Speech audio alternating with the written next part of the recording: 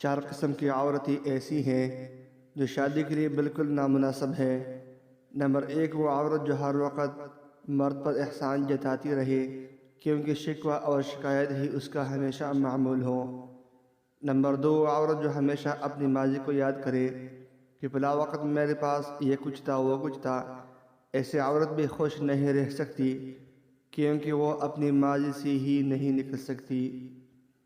اپنے گھر کا ماحول آپ نے خود بنانا ہے، کیونکہ ایک اچھی عورت شکوہ کم اور شکر زیادہ کرتی ہے۔ زندگی آسان نہیں ہوتی، زندگی کو آسان بنانا پڑتا ہے۔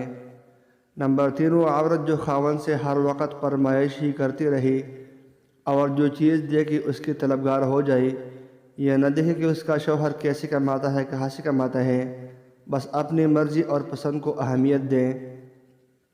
نمبر 4، وہ عورت جو تیز زبان ہو اور ہر وقت باتیں بنانا ہی اس کا کام ہو، کیونکہ جو عورت ہمیشہ تیز زبان ہوگی کبھی شوہر سے بدتمیزی کرے گی اور کبھی اس کے گھر والوں سے، اور ایسے عورت اپنی زندگی کو تو عذاب بنائے گی مگر ساتھ ساتھ اپنے شوہر اور اپنے سے جڑے ہر رشتے کے لیے درد سر بن جائے گی۔